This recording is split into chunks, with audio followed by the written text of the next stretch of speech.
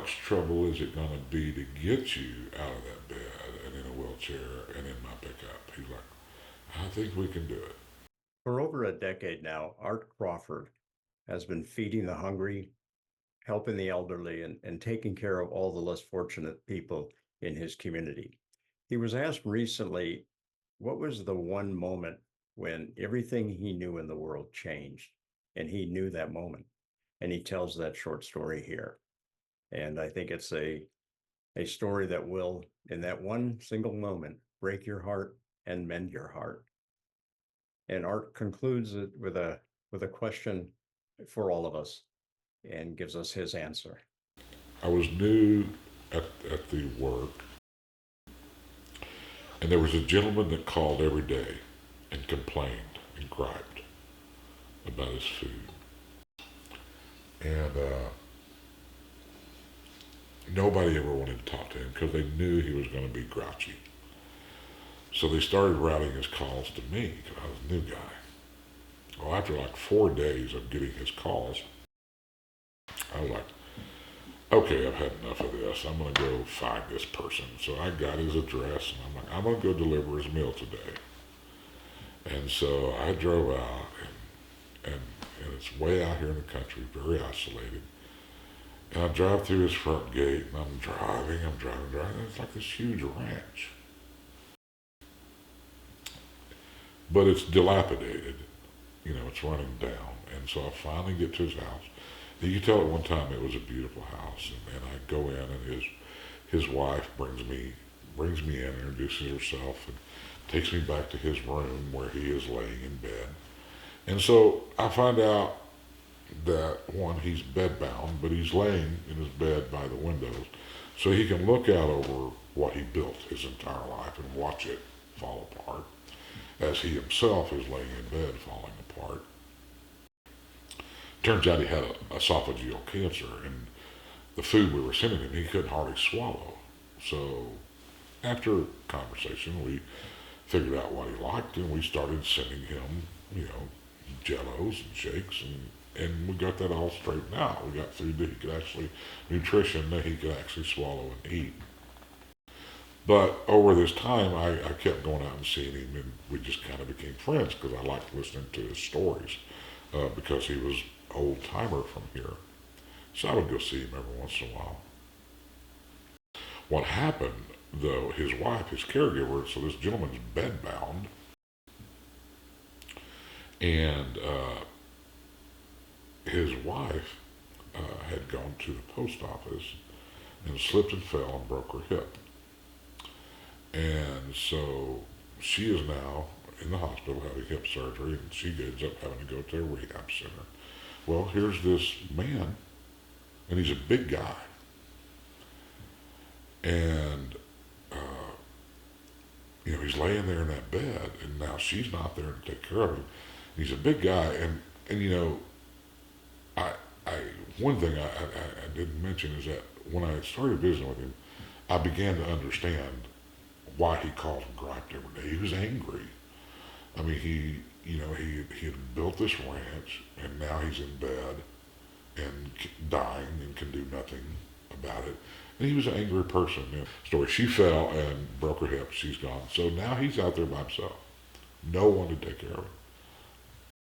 No children. No. And so I'm driving out there 2 or 3 times a day to help him with his bathroom stuff, and in the meantime, I'm new, and so I'm trying to figure out the system, and we finally get him some help. We finally get him some home health care, so I'm not driving out there every day.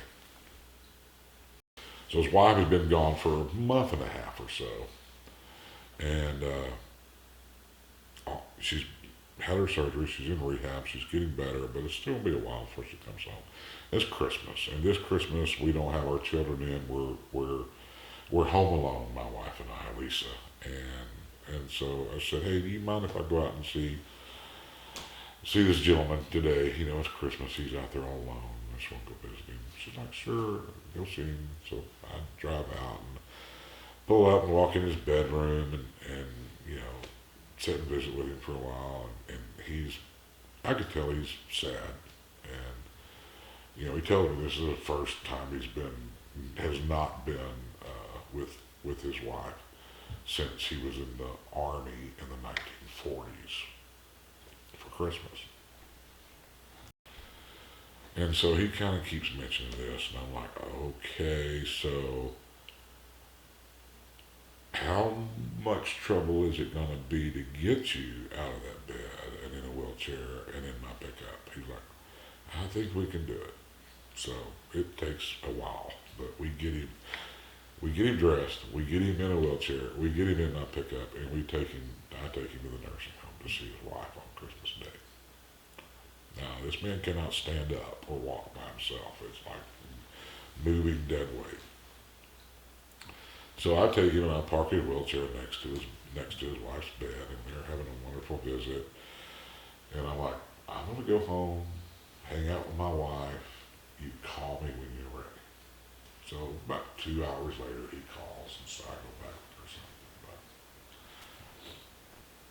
something. And I'm getting ready to wheel him out, and they're both in tears.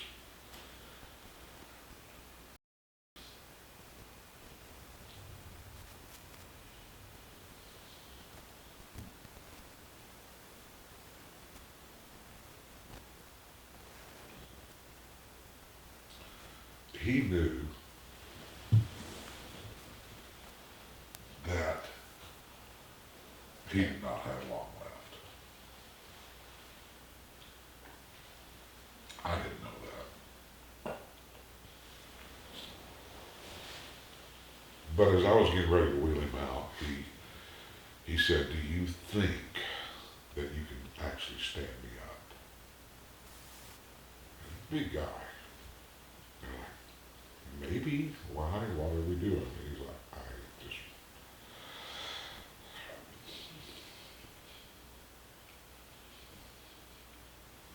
he wanted to kiss her for the last time.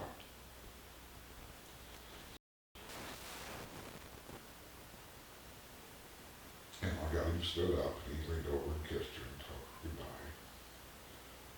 And he was gone a week later.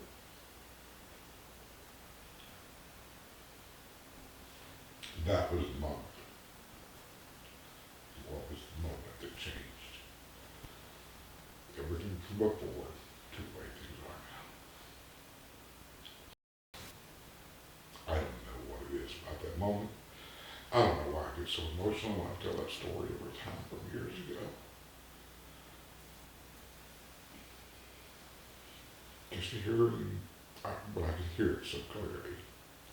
I could hear him say, I don't want to kiss her for the last time.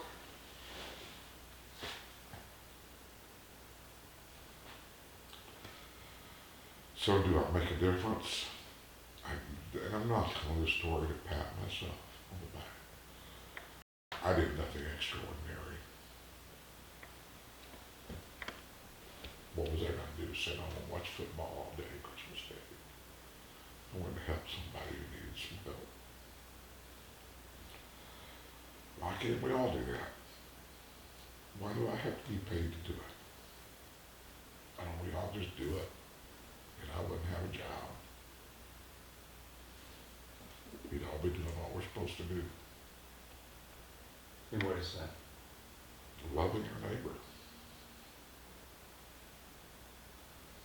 Lean on me when you're not strong, and I'll be your friend, and I'll help you carry on. There may come a time when I'm gonna need somebody to lean on.